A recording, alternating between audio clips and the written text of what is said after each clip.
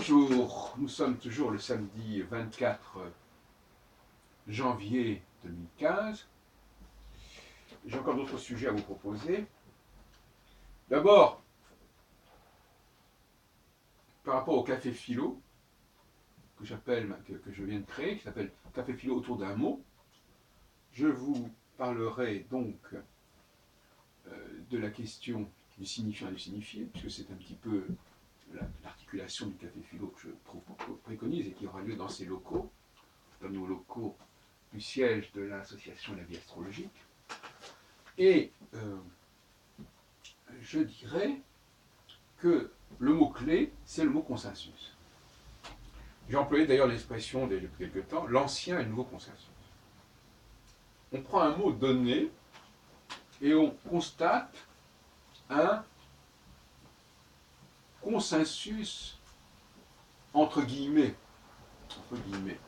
C'est-à-dire que les gens mettent sous ce mot, des significations qui leur sont propres et qui ne sont même pas consciemment définies en quelque sorte.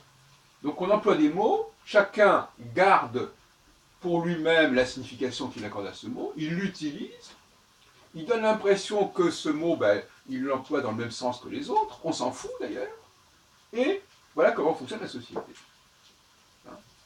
On utilise des mots, ce que j'appellerais des mots valises.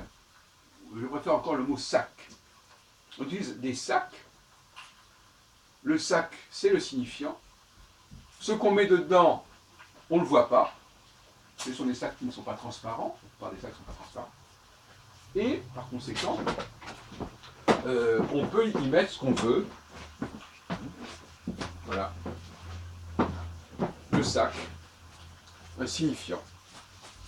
Alors j'y mets, je sais pas, j'y mets un parapluie, j'y mets n'importe quoi. Et par conséquent, il s'agit dans ces cafés philo de se mettre d'accord sur ce qu'on met dans le sac. Dans ce sac, chaque signifiant étant un sac. Et tous les mots existants pouvant être mis en absolu dans le sac. Parce que les mots, ici, sont les signifiés. C'est-à-dire, le signifiant et le signifié, ce n'est pas une question de mots. C'est pas les mots sont juste. Non. Le signifiant, c'est le mot qui est le sac, et les signifiés, ce sont les mots qu'on met dans le sac.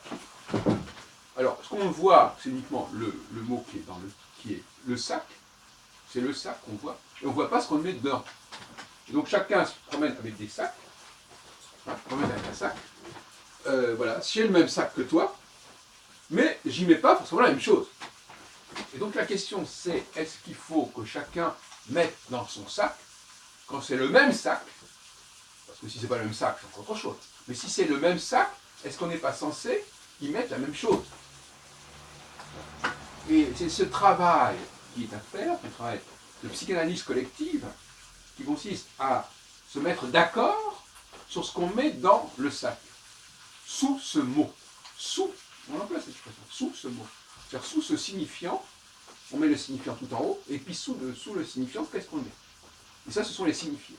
Ce qu'on met sous le signifiant, ce sont les signifiants. Voyez-vous, donc on va un peu plus loin que ce que fait Saussure.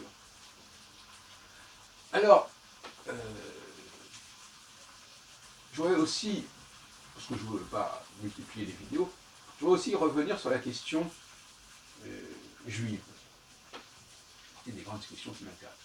Tout à l'heure, je dénonçais l'utilisation de signifiants qui sont les prières juives et que personne ne comprend.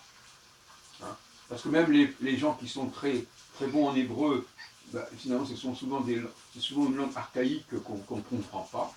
Et paradoxalement, ce sont ceux qui connaissent le moins l'hébreu, mais qui vont lire ces prières, qui vont faire étalage d'un hébreu particulièrement pointu, qui ne correspond absolument pas à leur connaissance ni à leur ressenti. Mais il y a aussi, ça c'est la voie de la synagogue, je ne dirais pas que c'est la voie religieuse, c'est la voie de la synagogue, c'est pas tout à fait pareil. Et il y a à côté la voie israélienne, la voie sioniste. Et là, il y a aussi un mot qui est mis en avant, qui est le mot Israël, le mot État juif, en référence l'État hébreu. Et on sait très bien que dans cet État hébreu, dans ce signifiant État hébreu, il n'y a pas que on n'a pas mis que des juifs. Mais on peut supposer qu'on n'en a mis que ça. C'est-à-dire qu'en fait, c'est encore la même chose, c'est encore le sac. On a le sac État juif, mais sous ce mot État juif, on met des choses sur lesquelles on n'est pas forcément d'accord. Problème de consensus, encore une fois. Alors, est-ce qu'on peut mettre dans le sac État juif des Arabes, par exemple, des musulmans? Voilà la question qui se pose. Voyez-vous donc à quel point cette problématique du sac est intéressante pour se faire comprendre. Et à partir de quel moment, on voit bien à quel point le signifiant est le lieu par excellence de l'imposture, est le lieu de la mythification, est le lieu de la restriction mentale. J'en ai parlé tout à l'heure à propos du droit, n'est-ce pas? Le droit aussi.